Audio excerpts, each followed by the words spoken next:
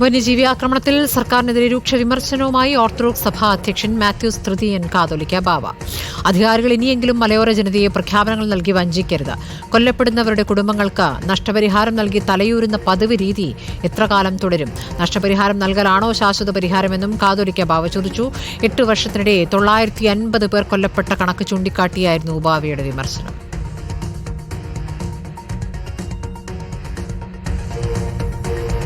അഞ്ജന അനിൽകുമാർ വിവരങ്ങളുമായി. അഞ്ജന, എന്താണ് ബാവ പ്രതികരിച്ചത്?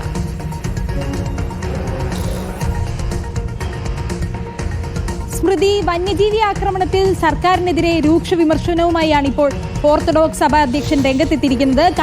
കണക്കുകൾ സഹിതം സൂചിപ്പിച്ചുകൊണ്ടാണ് അദ്ദേഹം വിമർശനം ഉന്നയിച്ചത്. കഴിഞ്ഞ 8 വർഷങ്ങളിലെ കണക്കെടുത്താൽ 950 പേരാണ് വന്യജീവി ആക്രമണത്തിൽ മരിച്ചിരിക്കുന്നത്. ഇതിൽ 200 പേർ കാട്ടാനയുടെ മാത്രം ആക്രമണത്തിലാണ് മരിച്ചത്.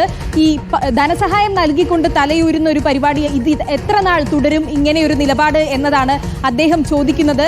മലയോര മേഖലകളിലുള്ളവരെ ഇങ്ങനെ പ്രഖ്യാപനങ്ങൾ നടത്തി സർക്കാർ വഞ്ചിച്ചുകൊണ്ടിരിക്കുകയാണെന്നും ഈ ഒരു പ്രശ്നത്തിനൊരു ശാശ്വത പരിഹാരം ഉണ്ടാകണമെന്നുമാണ് അദ്ദേഹം ഫേസ്ബുക്ക് പോസ്റ്റിലൂടെ പറയുകയുണ്ടായത്.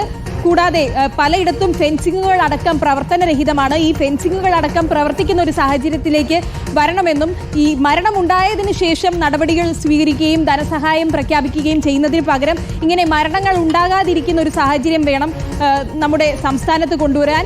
കൂടാതെ ഈ മലയോര മേഖലകളിലുള്ള പലരും മൃഗങ്ങളെ അടക്കം വളർത്തിയാണ് അവരുടെ ജീവിതം മുന്നോട്ട് കൊണ്ടുപോകുന്നത്. ഈ വളർത്തുമൃഗങ്ങളെ അടക്കമാണ് ഈ വന്യജീവികൾ ആക്രമിച്ച് അവരുടെ ഒരു വരുമാന മാർഗമടക്കം ഇല്ലാതാക്കുന്ന ഒരു സാഹചര്യമാണ്. ഇങ്ങനെയുള്ള നിലപാട് സർക്കാർ മാറ്റിവെച്ചുകൊണ്ട്, ധനസഹായവും പ്രഖ്യാപനവും മാറ്റിവെച്ചുകൊണ്ട് ഇങ്ങനെയുള്ള ആക്രമണങ്ങൾ ഇനി വരും നാളുകളിൽ ഉണ്ടാകാതിരിക്കാനുള്ള എല്ലാ മുൻകരുതലുകളും എടുക്കണമെന്നാണ് രൂക്ഷമായി അദ്ദേഹം ഫേസ്ബുക്ക് പോസ്റ്റിലൂടെ പ്രതികരിച്ചിരിക്കുന്നത്. ശരി, അഞ്ജന അനിൽകുമാറാണ് വിവരങ്ങൾ നൽകിയത് കോട്ടയത്ത് നിന്ന്.